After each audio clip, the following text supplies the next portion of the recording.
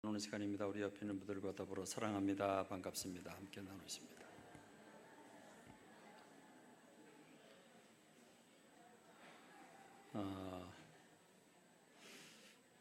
우리 베트남에서 우리 강소연 자매 부부가 여기 오셨습니다. 우리 좀 일어나서 손 좀 들어 보여줘봐요.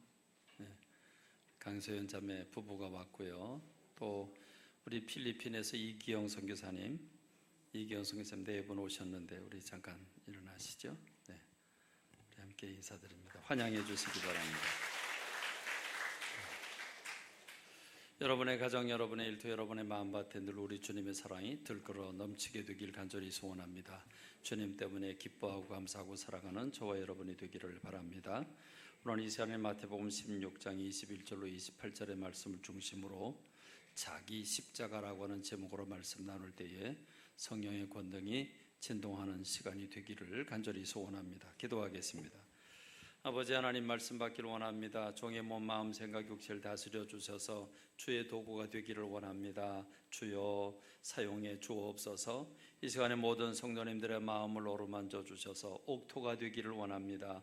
간절히 사모하면서 받고 그 말씀이 심령 속에 들어가 살아 움직이는 생명의 말씀 되어서 실천할 때 능력이 되게 하옵소서. 하나님의 말씀이 우리를 끌어가는 힘이 되고 능력이 되기를 원하옵고 예수님의 이름으로 기도하옵나이다. 아멘. 하나님께서 우리 인간을 하나님의 형상대로 창조하셨습니다. 영적 존재로 지으셨다는 말이죠. 영적 존재는 서로 관계를 가집니다. 친밀감을 통해서 사랑을 나누고 서로 대화를 나누고 서로 행복해 합니다. 하나님은 하나님의 영광을 사람들에게 나누어 주셨고 그 복을 주셨는데 그 복은 우리가 섬기고 청지기적인 삶을 살아갈 때 그 복을 누리게 하셨습니다.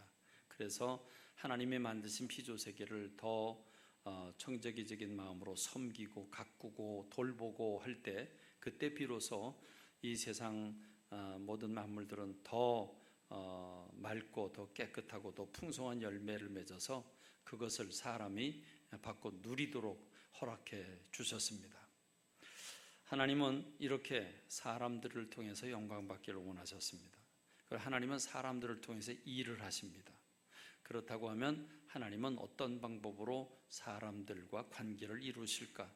어떤 방법으로 리더십을 발휘하시고 어떻게 사람들에게 주의 복을 나눠주기를 원하실까?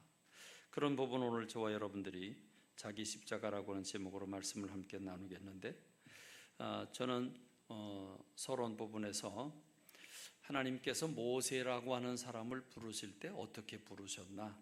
모세라고 하는 사람을 부르셔서 그에게 사명을 부여하실 때 어떤 방법으로 사명을 부여하셨는가를 출애굽기 3장을 통해서 살펴보기를 원합니다. 출애굽기 3장에서는 하나님께서 이스라엘 백성들 종살이하고 노예살이하고 있는 이스라엘 백성들을 해방시키려고 모세를 해방자로 리더로 지도자로 그를 부르십니다. 자, 어떤 방법으로 부르실까? 3장 1절에 보면 모세가 그의 장인 미디안 제사장 이드로의 양떼를 치더니 그 떼를 광야 서쪽으로 인도하여 하나님의 산 호렙에 이르매 그랬습니다.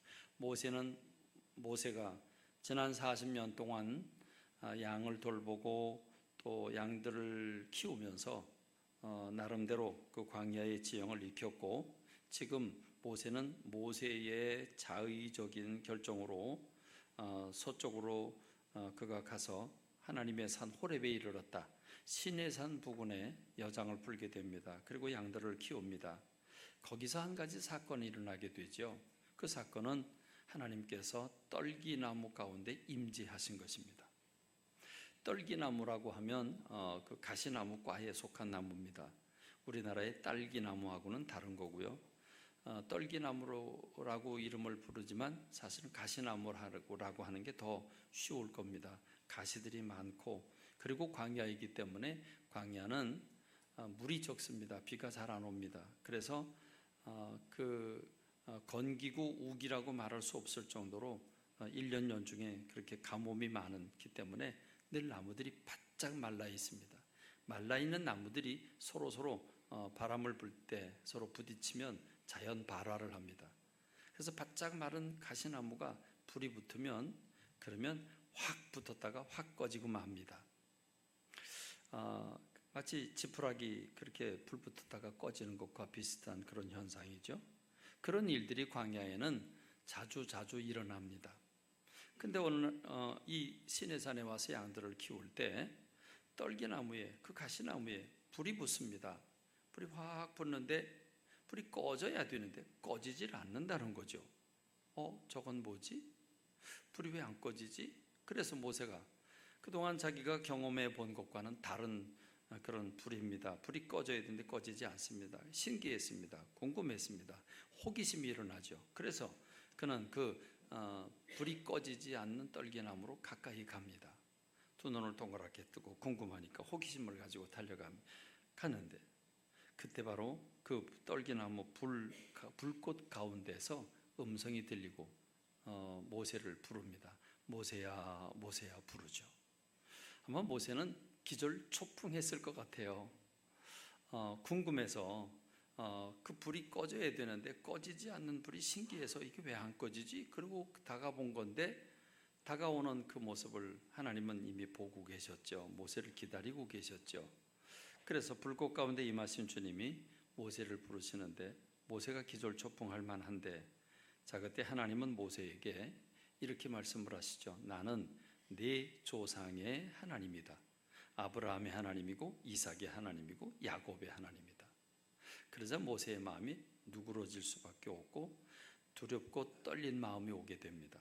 왜냐하면 젊어서부터 듣던 그 하나님, 그 조상의 하나님, 그리고 아브라함, 이삭, 야곱의 하나님이라고 하는 사실을 깨닫고 나자 그 하나님 앞에 넙죽 엎드려 두려워 떨게 됩니다. 그때 하나님께서 모세라고 하는 사람에게 사명을 부여하시죠.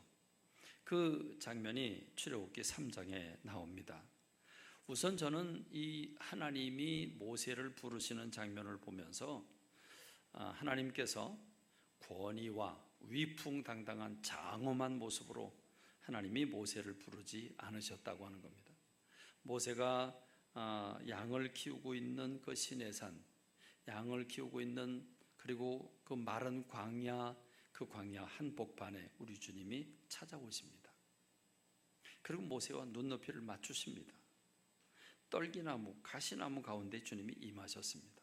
가시나무라고 하는 것은 백향목, 향기가 많은 백향목도 아니고 화려한 나무도 아니고 볼품없는 가시나무, 찔리면 피가 나고 좋지 않은 그 가시나무, 우리 인생들과 같은 볼품없는 그 인생들 가운데 찾아오시는데 그 많고 많은 나무 중에 왜 하필이면 가시나무, 떨기나무 가운데 임하셨을까?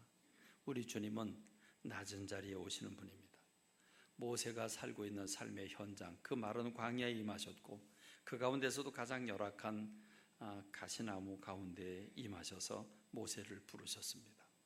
모세를 부를 때도 모세가 알고 모세가 느끼고 모세가 가장 소중히 여기는 그 하나님, 그 조상의 하나님 아브라함, 이삭, 야곱의 하나님의 이름으로 그에게 나타나십니다. 전능자의 모습으로, 왕 중의 왕의 모습으로, 창조주의 모습으로 모세에게 그 모습을, 그 위엄을 드러내지 아니하시고 자상하고 친절하고 그리고 그에게 가장 마음에 와 닿는 그 하나님의 이름으로 그에게 다가가십니다. 그리고 그 이름을 부르시고 그에게 사명을 부여하십니다.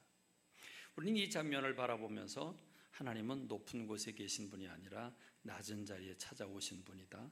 하나님은 허리를 구부려서 모세와 눈높이를 맞추신 분이다. 가시던 불도 서슴없이 찾아오시는 분이다. 우리는 가시나무를 싫어하는데 주님은 그 가시나무 가운데 찾아오신 분이다 라는 사실을 깨달으면서 하나님이 모세를 부르실 때 이렇게 말씀을 하십니다. 출애굽기 3장 7절로 8절에서 보면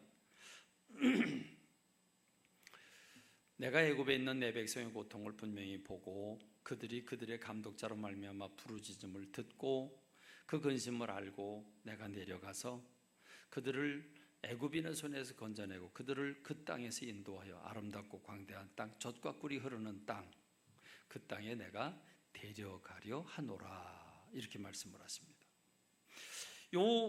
출애굽기 3장 7절과 8절 두 절의 말씀에는 하나님의 마음이 담겨 있습니다. 하나님이 사람들을 향해서 어떻게 움직이셨는지, 어떻게 활동하셨는지가 기록되어 있습니다. 이 두 절 말씀 우리가 읽으면서 감동받을 수밖에 없는 것은 하나님이 사람들을 이렇게 사랑하고 계시다고 하는 사실을, 이스라엘 백성들을 품고 계셨다는 사실을 우리가 발견하게 됩니다. 여기서 저는 동사, 움직시죠. 하나님의 활동하신 부분만 딱 간추려 보면 이렇습니다. 출애굽기 3장 7절 8절 간추린 부분을 좀 보여주죠. 7개 동사가 나옵니다. 여러분 동사만 여러분이 한번 관심을 가져보죠. 내가 애굽에 있는 내 백성의 고통을 분명히 봤다 그랬습니다. 주님이 보셨다, 보고 계신다. 자, 그들의 감독자로 말미암아 부르짖음, 그 감독자들이 그들에게 그 강제 노동을 시키고 고통을 주고 있는 모습을, 그래서 그들이 너무 힘들고 어려워서 하나님 앞에 부르짖고 있는 부르짖음의 소리를 들으셨다. 그래서 그들이 그 근심을 가지고 그 근심을 아셨다라고 말하고 있습니다. 하나님이 보셨습니다. 하나님이 기도 소리를 들으셨습니다. 그리고 그들이 어떤 처지에 있는지 아셨습니다. 자, 이제 그럼 아셨으면 어떻게 해야 됩니까? 그래서 주님은 내려오십니다. 주님 내려오십니다. 내려와서 애굽인의 손에서 건져내고 그 땅에서 인도해서 젖과 꿀이 흐르는 땅으로 데려가려고 한다. 할렐루야, 할렐루야. 여러분 이걸 오늘 우리의 언어로 바꾼다면 오늘 저와 여러분들이 어떤 처지와 형편에 있는지 주님이 아시는 줄로 믿습니다. 우리나라가 처하고 있는 현실도 저는 우리 하나님이 아시는 줄로 믿습니다. 우리가 얼마나 부르짖고 힘들어하고 어려워하는지도 주님이 보고 계시고 부르짖음을 듣고 계시는 줄로 믿습니다. 주님 우리의 고통을 아신다면 하나님의 방법으로 하나님이 역사하시는 하나님의 손길이 분명히 있음을 저는 믿습니다. 그래서 하나님은 이렇게 당신의 마음을 다 열어서 쪼개 보여주고 그리고 모세로 이제 넌 일어나라. 그래서 저 바로에게 가라. 그리고 내 백성을 해방시켜서 지금 이 자리, 이 시내산 이 자리에 그들을 데리고 와라. 이렇게 말씀을 하십니다. 여러분 모세가 얼마나 그 가슴이 뜨거워졌을까요? 모세는 40년 전에 혈기왕망해서 어머니로부터 또 이스라엘 백성들로부터 그는 왕궁에서 자라나고 왕궁에서 특수훈련과 교육을 다 받았지만 자기의 히브리 민족이라고 하는 사실을 알고 히브리인에 대한 부담감을 가지고 있을 때 이집트 감독관이 참 불합리하게 자기 형제, 자기 그 히브리 사람을 괴롭히는 모습을 보고 맨주먹에 때려 눕히고 땅으로 묻어버리고 말죠. 그게 들켜서 그만 그 미디안 광야로 도망을 가서 40년이 지나는 세월 동안에 그는 여러분 그렇게 왕궁 안에서 특수교육도 받고 전투훈련도 받고 그런 사람이 지금 광야에 와서 양을 키우고 있는데 그게 10년, 20년, 30년, 40년의 세월이 흘렀습니다. 모세가 말하는 대로 70이요 강건하면 80이라고 했으니 지금 모세가 80이 됐으니까 모세 마음속에는 이런 생각을 했을 겁니다. 내 인생도 이렇게 별 볼 일 없이 끝나는구나. 내가 양을 치다가 별별 없이 세상 끝나는구나. 아마 이러고 있는 그런 시점에 우리 주님이 모세를 찾아오셨습니다. 그리고 모세에게 자상하게 말씀해 주십니다. 그리고 모세에게 내 백성을 구해오라고 말합니다. 그때 모세가 얼마나 그 가슴이 뛰었을까요? 모세가 얼마나 흥분했을까요? 자기를 찾아오셔서 이스라엘 백성들을 얼마나 마음에 품으시고 그들을 바라보고 그들의 부르짖음을 들으시고 아시고 내려오셔서 그들을 구원해내고 인도하셔서 젖과 꿀이 흐르는 가나안 땅으로 데려가시려고 하는 하나님의 계획을 들었을 때 모세는 가슴이 뛰고 감격하고 감동했을 것이라는 생각이 듭니다. 그러나 자기가 그 파라오라고 하는 어마어마한 하늘 나는 새도 떨길 수 있는 권력을 가진 그 파라오에게 가서 그 이스라엘 백성을 구원해낸다는 사실은 정말 믿기 힘들고 어려운 일이었을 겁니다. 그 사지를 자기가 간다고 생각하니까 그는 하나님께 못 간다고 행가래질을 하죠. 하나님이 그를 몰아서 보내십니다. 저는 하나님께서 일하시는 방법을 보면서 하나님이 이렇게 낮은 자리, 우리가 사는 삶의 자리로 기꺼이 내려오셔서 같은 눈높이로 대화를 나누시고 이스라엘 백성들이 어떤 처지인지를 다 보고 알고 계시면서 그들을 구원할 계획을 가지시고 이 모세를 부르시는 모습을 보면서 하나님 참 자상하신 분이다. 하나님 참 친절하신 분이다. 하나님은 당신의 입장에서 당신께 맞추라고 하는 분이 아니라 당신이 당신 걸 내려놓고 사람들의 입장에서 사람들 찾아오셔서 사람들에게 맞추시는 분이로구나 하는 사실을 깨닫게 됩니다. 여러분, 그 하나님은 이스라엘 백성들을 어떻게 해방시키십니까? 하나님은 모세를 통해서 어떻게 일하십니까? 하나님 모세에게 능력을 베풀어 주십니다. 지팡이 기적을 허락해 주시죠. 그래서 10가지 재앙이 일어납니다. 여러분, 나일강이 물이 변해서 피가 되고 그리고 개구리떼가 몰려오고 이떼가 몰려오고 파리떼가 몰려옵니다. 가축들이 돌리병으로 퍽퍽 쓰러져 죽습니다. 악성 종기가 생기고 우박이 떨어지고 메뚜기가 떼를 덮어 모든 식물들을 다 갉아먹고 맙니다. 여러분, 그걸 하나하나 경험할 때 이집트 사람들은 어땠을까 하는 생각이 듭니다. 여러분, 저도 이렇게 태풍은 매년마다 올라오지만 이렇게 춘천이 그 태풍의 언저리에 있었잖아요. 그렇죠? 언저리에 있었는데 이렇게 나무 가지가 막 부러져 떨어지고 나무 잎사귀가 막 흐트러지고 막 이런 거는 별로 경험을 못 해봤던 것 같아요. 저기 남산 쪽에 막 이 굵은 나무가 뚝뚝 부러지는 걸 본 적은 있어도 이렇게 바람이 강한 건 잘 못 본 것 같아요. 근데 정말 감사한 것은 어제 그저께 금요일 밤에 10시 15분 비행기인데 우리가 한 30분 전부터 수속을 좀 한 30분 땡겼어요. 그래서 수속을 빨리빨리 하더니 비행기가 예정 시간보다 한 30분 먼저 출발을 했어요.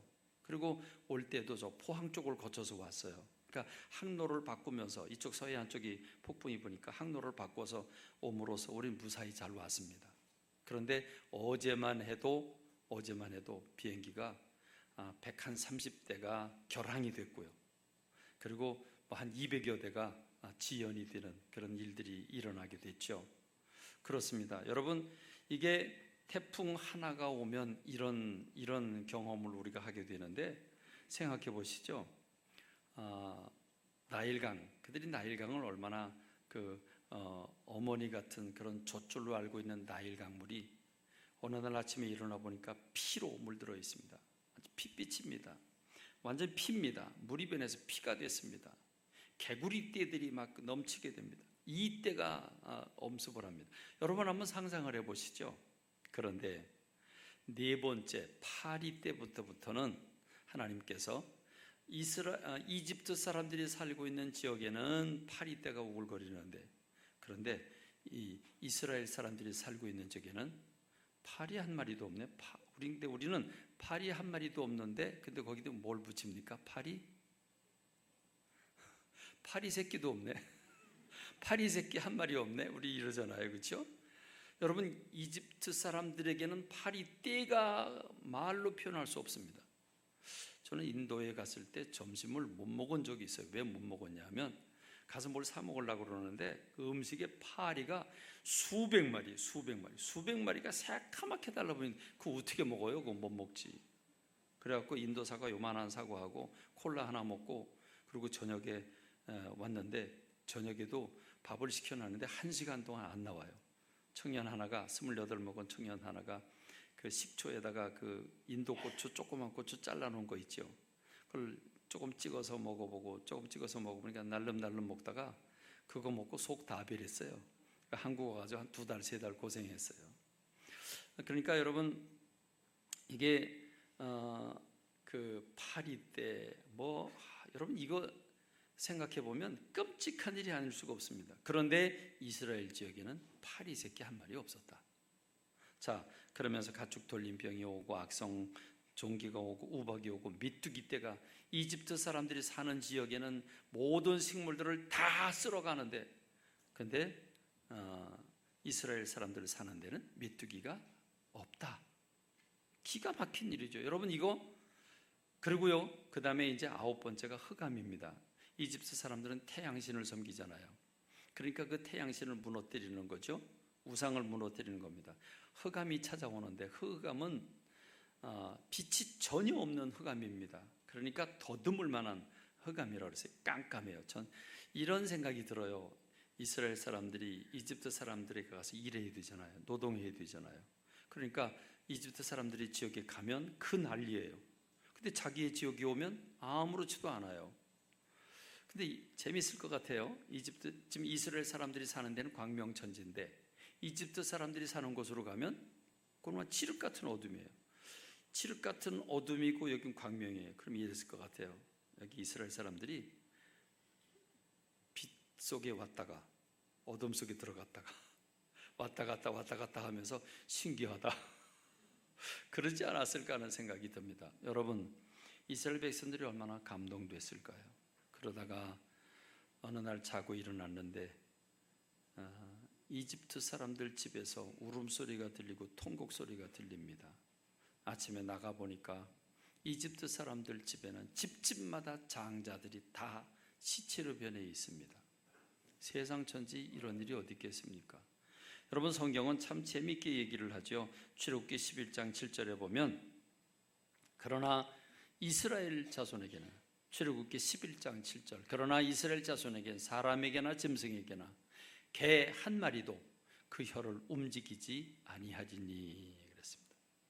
개 한 마리도 그 혀가 움직이지 않았다. 개는 혀가 언제 움직입니까? 네, 짖을 때 움직입니다. 그러니까 짖을 일이 없었다는 거죠. 죽음의 천사도 오지 않았고 그랬다고 하는 얘기입니다.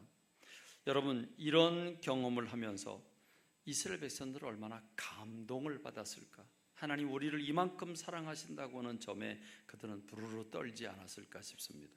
그래서 해방을 받습니다. 해방을 받아서 그들은 모세의 인도를 받아서 3개월이 걸려서 시내산에 오죠.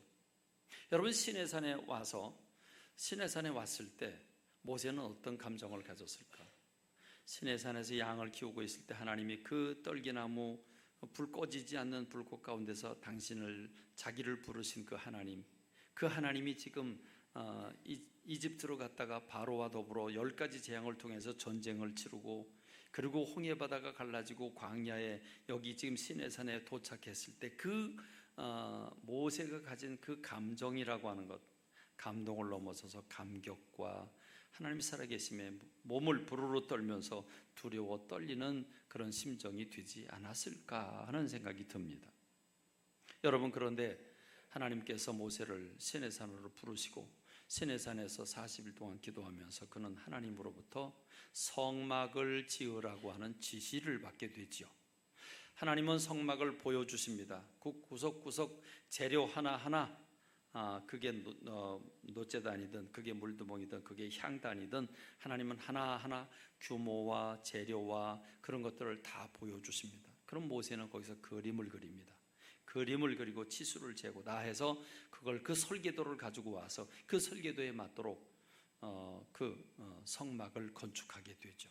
여러분 성막에서는 죄를 지은 사람들 또 이스라엘 백성들이 제물을 들고 옵니다. 양이나 염소를 들고 와서 그 양을 잡고 피를 뿌리고 그리고 하나님 앞에 예배를 올려드리는 곳이 성막입니다. 근데 여러분 성막은 그게 나중에 성전이 되고 오늘의 우리 교회를 가리키게 되는 게 성막인데 근데 여러분 이 성막은 단순히 예배 드리는 장소를 넘어섭니다. 출애굽기 25장 22절에 보면 거기서 출애굽기 25장 22절 거기서 그 성막에서 내가 너와 만나고 그리고 끝부분에서 내가 이스라엘 자손을 위하여 네게 명령할 모든 일을 네게 이르리라 그랬습니다. 성막을 짓고자 하는 이유는 주님께서 이스라엘 백성들을 만나 주시기 위해서 성막을 지으라고 했고 이스라엘 백성들에게 하나님이 하실 말씀을 전하기 위해서 성막을 지으라고 했습니다. 자, 낮은 자리에 찾아오신 하나님, 모세를 만나 주시고 모세를 지도자로 보내서 여기까지 오게 하신 하나님, 이 시내산까지 오게 하신 하나님이 이제 내가 너희들을 만나겠다, 내가 너희들에게 말하겠다라고 말씀을 하십니다. 거기서 멈추지 않습니다. 주님은 출애굽기 25장 8절에서 이렇게 말씀을 하시죠. 내가 그들 중에 거할 성소를 그들이 나를 위하여 짓되 그랬습니다. 여러분, 거한다는 말은 산다는 말이죠. 거주지, 사는 곳을 의미하죠. 어디서 사신다는 말씀입니까? 내가 그들 중에 그랬습니다. 이스라엘 백성들 중에 그랬습니다.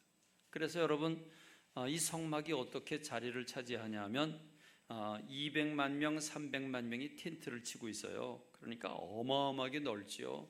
텐트가 빼곡히 채워져 있습니다. 그런데 성막은 어디에 있습니까? 정중앙에 있습니다. 정중앙에 있고 이 성막을 중심으로 동서남북에 동쪽에 세 지파, 동서남북 이 사방으로 세 지파씩 세 지파 그래서 12지파가 성막을 중심으로 뺑 돌려 있습니다. 그리고 성막에는 놋재단이 있고 물두멍이 있고 성소에 들어가면 향단이 있고 거기엔 떡상이 있고 7 금초대가 있죠.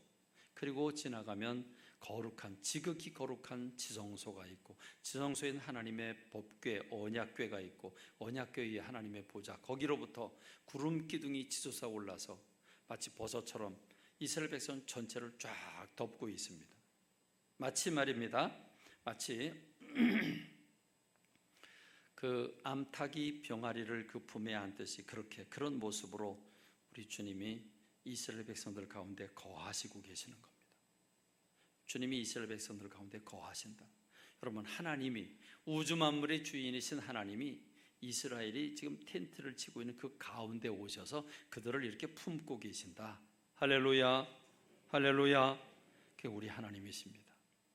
밤에는 불기둥으로 낮에는 구름기둥으로 그렇게 이스라엘 백성들을 품으십니다. 그리고 이스라엘 백성들을 사랑하십니다. 만나주셨습니다.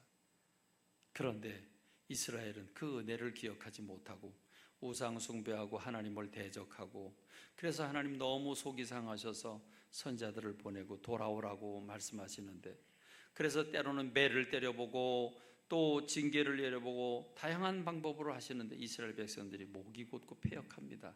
돌아오지 않습니다. 그래서 하나님은 나라를 두 쪽으로 나눠도 보시고 그럼에도 불구하고 불순종하다 하자 하나님은 북방 이스라엘을 아시리아라고 하는 나라에 넘기십니다. 멸망하게 하고 포로로 끌려가게 하십니다. 그리고 남방 유다를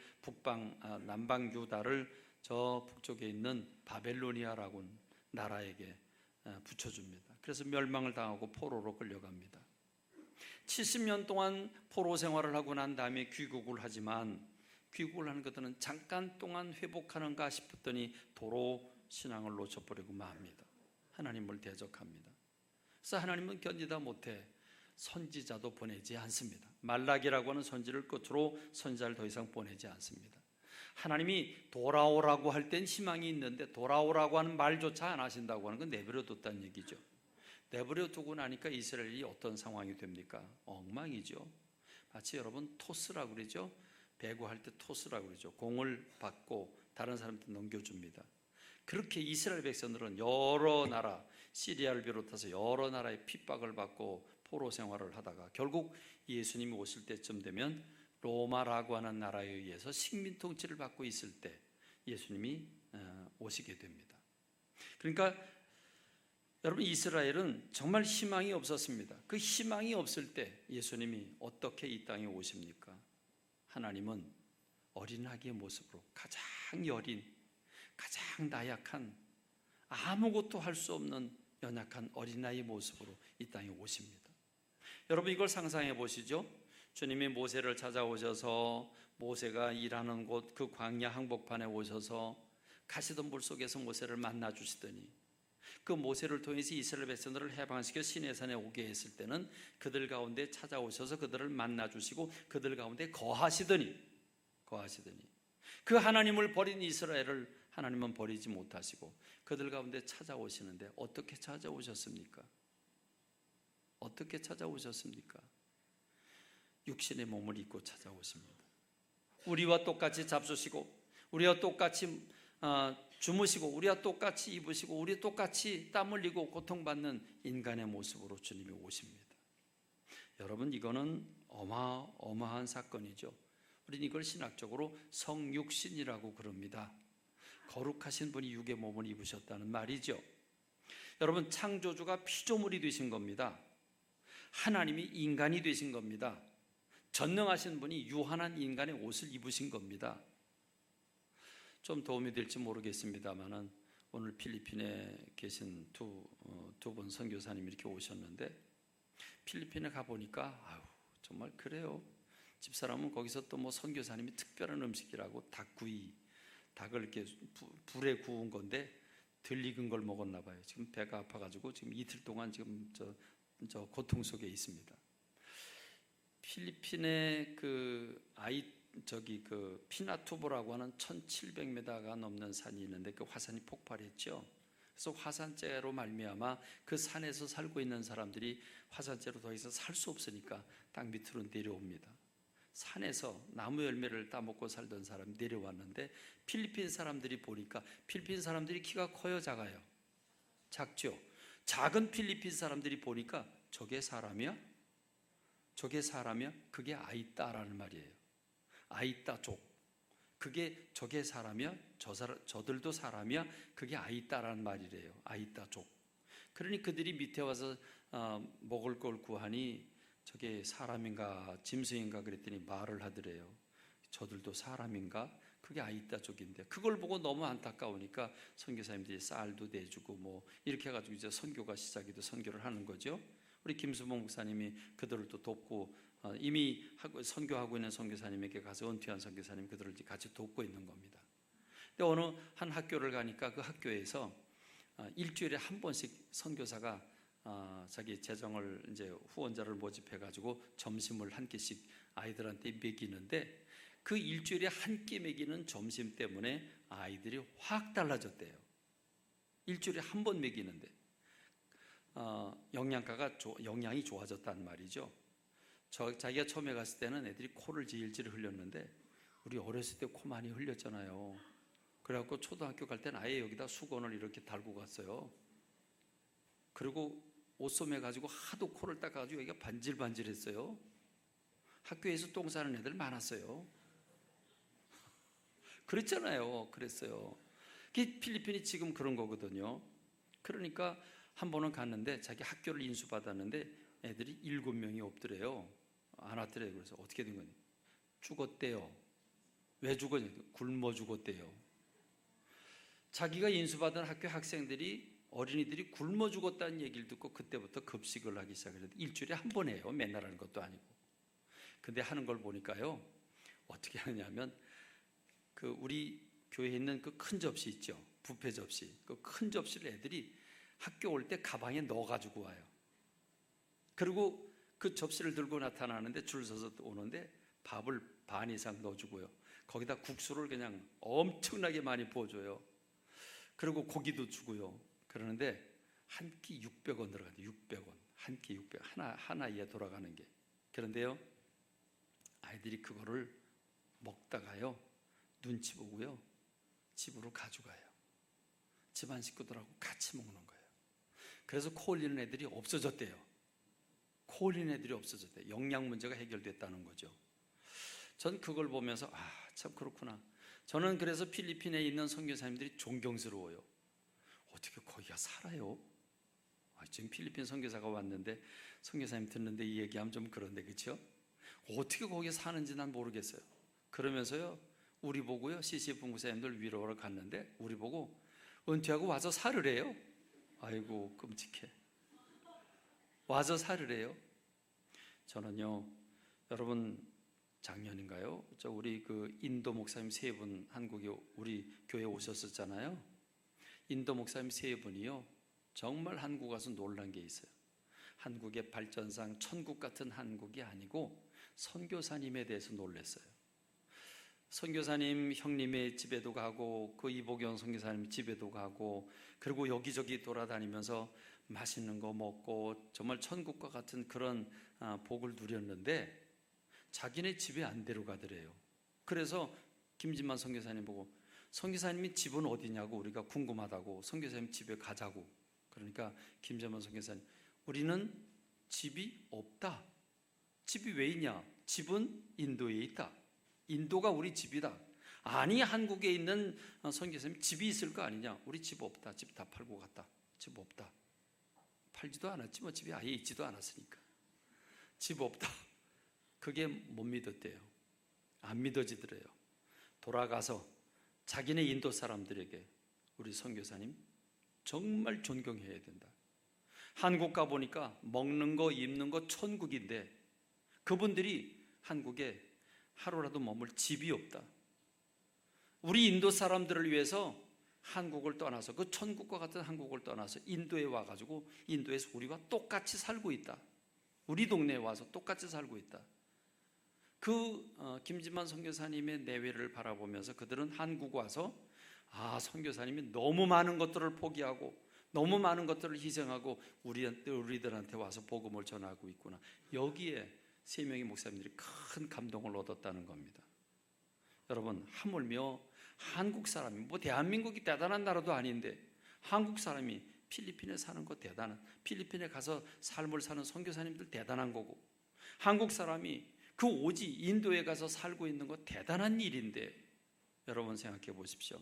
하나님이 육신을 입고 이 땅에 오셨다고 하는 것, 전능자가 육신의 옷을 입으셨다고 하는 것, 여러분 이게 어디 말이나 되는 일입니까? 그렇습니다. 이럴 수 없는 일입니다.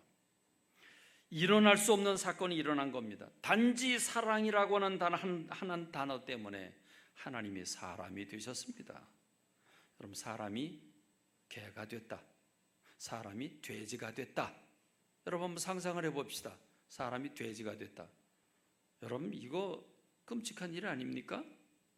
하나님이 전능자가 사람의 몸을 입으셨습니다. 목수야 아들로. 그것도 누일 데가 없어서 마구간에 밥통에 누워 있었습니다. 그게 예수님이십니다. 여러분, 이거는 감동을 넘어서서 인간이 살아온 이래로 이 땅에 이런 기적 같은 은혜의 날은 없었는 줄로 믿습니다. 그래서 그게 바로 성탄절입니다. 하나님은 왜 이렇게 오셨는지에 대해서 이사야 선지를 통해서 말씀하셨죠. 마태복음 1장 23절에 보라, 처녀가 잉태하여 아들을 낳을 것이고 그의 이름을 임마누엘이라 하리라 하셨으니, 이를 번역하면 하나님이 우리와 함께 계시다.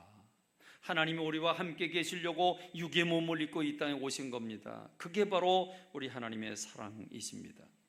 성경은 감동의 연속이죠. 성경 전체가 감동 스토리입니다. 여러분, 그 예수님은 이 땅에 왜 오셨습니까? 이 땅에 오셔서 무엇을 하셨습니까? 우리 육신의 질병으로부터, 우리의 귀신 들린 그 영적 상태로부터 다 해방을 시켜주니, 결국은 예수님께서 당신의 몸을 피조물에 의해서, 당신이 창조한 그 피조물 인간에 의해서 고난받고 고통받고, 그리고 못이 박히고 창에 찔려서 십자가에서 죽으시기까지 하지 않으셨습니까? 여러분 이 사랑보다 더 큰 사랑이 어디 있겠습니까? 하나님은 사랑이십니다. 그 사랑은 스톨게의 사랑도 아니고 또 에로스의 사랑도 아니고 필레오의 사랑도 아니고, 그 사랑은 조건 없는 무한대의 사랑이십니다. 그 하나님의 사랑이 우리에게 감동이 되는 것은 감동 이면에 하나님이 낮아지셔서 우리들한테 오셨기 때문입니다. 서울대학을 졸업한 분이 잘 나가던 사업을 다 거두고 선교사가 되니까 낮아졌다고 사람들이 존경을 합니다. 여러분, 하나님의 보좌를 버리고 이 땅에 낮아져서 오셨다는 그 사건 자체가 우리에게 감동이 되는 줄로 믿습니다. 그 감동 이면에 하나님이, 영광을 받으실 하나님이 사람을 섬겨주셨다고 하는 사실에 감동이 되는 줄로 믿습니다. 그 감동 이면에 하나님이 처절하게 철저하게 자기 자신을 버리셨고 포기하셨다고 하는데 감동이 있는 줄로 믿습니다. 그렇습니다. 성경 전체는 하나님의 감동입니다. 그 감동 뒤에는 하나님의 희생과 하나님의 섬김과 낮아지심과 포기가 계셨습니다. 그런데 오늘 우리가 말씀을 나누려고 하는 오늘 우리의 본문의 말씀은 마태복음 16장 24절에서 누구든지 아무든지 나를 따라오려거든 자기를 부인하고 자기 십자가를 지고 나를 따를 것이라 그랬습니다. 여러분, 이게 무슨 말씀이십니까? 예수님이 우리에게 자기를 부인하고 자기 십자가를 지라고 과제를 주셨는데 철저하게 자기 자신을 버리셔서 십자가에 내어주심으로 우리가 구원을 얻었습니다. 하나님의 자녀가 되었습니다. 천국 백성이 되었습니다. 영원한 생명을 얻었습니다. 그렇다고 한다면 내가 나를 부인하고 내가 져야 할 십자가를 지면 어떤 일이 벌어질까요? 주님으로부터 이런 놀라운 일들이 벌어졌다면 나를 통해서 내 주변에 내가 나를 부인하고 나를 희생하고 내 주변 사람들을 그런 방식으로 예수님의 방식으로 섬긴다면, 낮아진다면, 자기를 포기한다면 얼마나 많은 내 주변 사람들이 구원받을까요? 얼마나 많은 내 동료 그리고 선후배, 내 이웃 사람들이 감동을 받고 그들이 구원을 받고 영원한 생명을 얻을까요? 그렇습니다. 여러분, 오늘 이 본문의 말씀은 배경이 이렇게 됩니다. 예수님께서 가이사라 빌립보라고 하는 곳에 갔을 때 이렇게 물으십니다. 얘들아, 세상 사람들이 날 누구라고 그러냐? 그랬더니 뭐 선지자고 뭐 여러 가지 얘기를 합니다. 그랬더니 그러냐? 그럼 너희들이 나를 누구라고 생각하느냐? 여러분 아시는 대로 베드로가 나서죠. 주님은 그리스도이시고 살아계신 하나님의 아들이십니다 라고 대답을 하니까 예수님이 그걸 부인하지 않으시죠.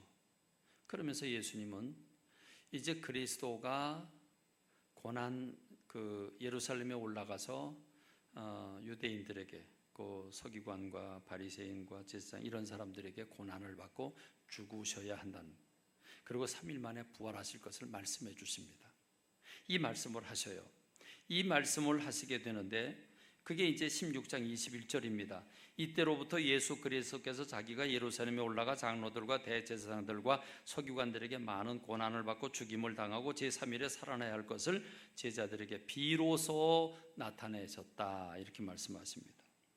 자, 이 얘기를 했더니 베드로가 툭 튀어나옵니다. 그리고 예수님의 바짓가랑이를 붙잡습니다. 절대로 안 됩니다. 절대로 안 됩니다. 죽으시다니요. 주님 왕이 되셔야 할 분이 죽으시다니요. 그렇죠. 베드로는 예수님 왕이 되는 줄 알았는데 예수님이 십자가 지고 죽으신다고 하니까 말도 안 되는 거죠. 그래서 주여 그리 마옵소서, 이 일이 결코 주께 미치지 않을 겁니다. 그랬더니 예수님이 사탄아 물러가라. 사탄아 물러가라. 너는 나를 넘어지게 하는 자로다. 너는 하나님의 일을 생각하지 않고 사람의 일을 생각하는도다. 이 말씀을 하시고 누구든지 나를 따라오려거든 자기를 부인하고 자기 십자가를 지라고 말씀하신 겁니다. 여러분, 그러니까 이 말씀은 예수님이 십자가 지시는 걸 가지고 말씀하신 거거든요. 여러분, 예수님께서 베드로를 책망하십니다. 그런데 여러분, 베드로가 지금 누구를 대변하고 있습니까? 오늘 저와 여러분을 대변하고 있지 않습니까? 베드로의 입장에서 보면 예수님께서 왕이 되셔야 내가 뭐 한 자락 얻어먹을 거 아닙니까? 예수님이 죽으신다면 낙동강에 오리알 되는 거죠. 그러니까 예수님 죽으시면 안 되는 겁니다. 예수님 말씀의 핵심이 무엇입니까? 너는 하나님의 일을 생각하는 게 아니라 사람의 일을 생각한다. 사람은요, 다 자기를 위해 삽니다. 나의 육신의 안위를 위해서, 내 배를 위해서, 그리고 다 나의 영광과 나의 이름과 다 나를 위해서 이기적으로 삽니다. 탐욕이라고 하는, 욕심이라고 하는 죄의 보따리를 안고 내 중심으로 살아갑니다. 그렇습니다. 사람의 일, 세상의 일, 사람의 방법은 시기하고 질투하고 다툽니다. 우리는 남의 등을 밟고 올라가야 되고, 우린 다른 사람 입에 들어간 걸 뺏어서라도 내 입에 집어넣어야 되는데 누가 그냥 뺏깁니까? 안 뺏기죠. 그러니까 거기엔 다툼이 있고 거기엔 싸움이 있습니다. 지금 우리 정치의 모습이 그렇고, 우리 주변 국가, 미국을 비롯해서 주변의 모든 국가가 그렇고, 사람 사는 게 그렇지 않습니까? 전부 자기를 위해서 합니다. 그런데 주님은 어떻게 사셨습니까? 자기를 버리셨습니다. 낮추시고 자기를 버리시고 철저히 자기를 부인하고 그리고 섬기고 나눠주셨습니다. 그래서 오늘 저와 여러분들이 구원받은 줄로 믿습니다. 그런 주님이 우리에게 요청하십니다. 너희도 자기를 부인하고 자기 십자가를 져야 된다. 내가 져야 할 나를 부인하고 내가 십자가를 졌을 때 세상이 이렇게 구원받는 것처럼 너희도 너를 부인하고 네가 져야 할 십자가, 여러분 여러분이 져야 할 십자가, 여러분이 가정에서 져야 할 십자가, 여러분이 직장에서 져야 할 십자가, 여러분이 있는 곳에서 져야 할 각자에게 주어진 십자가가 있습니다. 그 십자가를 질 때, 다시 말하면 낮아지고 자기를 부인하고 자기를 버리고 다른 사람을 위해서 내가 섬기고 나누고 구제할 때, 그때 비로소 거기에 감동이 일어나고 그 감동은 구원의 역사로 연결되는 줄로 믿습니다. 여러분, 왜 전도가 안 되죠? 감동을 주지 못하기 때문에 그렇습니다. 여러분, 언제 우리가 와 대단하다 와 라고 이렇게 감동을 받는 사건은 언제 일어납니까? 사람들이 야비하게 자기 먹을 것 탁 챙기고 벌써 자기 것 자기 이렇게 속들이다 보니 행동을 할 때 저러고 우리는 벌써 다 압니다. 그런데 자기가 챙길 거 안 챙기고 정말 손해보고 그러면서 다른 사람을 섬기는 그 모습을 딱 볼 때, 어마어마한 희생을 했을 때 우리는 와 대단하다. 여러분 그렇죠? 그렇습니다. 결국 예수님이 우리에게 가르쳐준 방법은 세상적인 방법, 지배하고 내 중심이 되고 내가 인정받고 내가 사랑받고 내가 많이 가지고 내가 높아지고 그래서 세상을 사는 게 아니라 너를 부인하고 내 주변 사람들을 위해서 네가 져야 할 십자가 낮아지고 섬기고 네가 다른 사람에게 나눠줌으로써 다른 사람을 감동시켜라. 할렐루야, 할렐루야. 하나님이 모세가 있는 양측이 그 광야로 찾아오셨습니다. 하나님이 그 광야 이스라엘 백성들에게 찾아오셔서 거하셨습니다. 아예 육신의 몸을 입고 이 땅에 오셨습니다. 우리를 위해 죽으셨습니다. 그리고 우리에게도 자기를 부인하고 죽으라고 말씀하십니다. 살려고 발버둥 치지 말고 죽으려고 발버둥 치십시다. 아멘이 하나도 없네. 아멘이 하나도 없어. 놀라울 정도로 아멘이 없네. 여러분 죽도록 노력하십시다. 죽으려고 노력하십시다. 저도요, 자존심 조금 상했다고 그게 뭐 그렇게 대수입니까? 내게 있는 거, 여러분 주님이 오실 때 내가 재산을 많이 갖고 있고요, 통장에 돈이 많으면 그게 하나님 앞에 선교하고 구제하고 나누지 않은, 사랑을 실천하지 않은 죄의 증거라고 그랬어요. 그게 증거라고 그랬어요. 그러니까 여러분, 내가 죽기 전에 주님이 오시면 내가 죽을 때 내 통장에 돈이 없으면 잘 사는 거예요.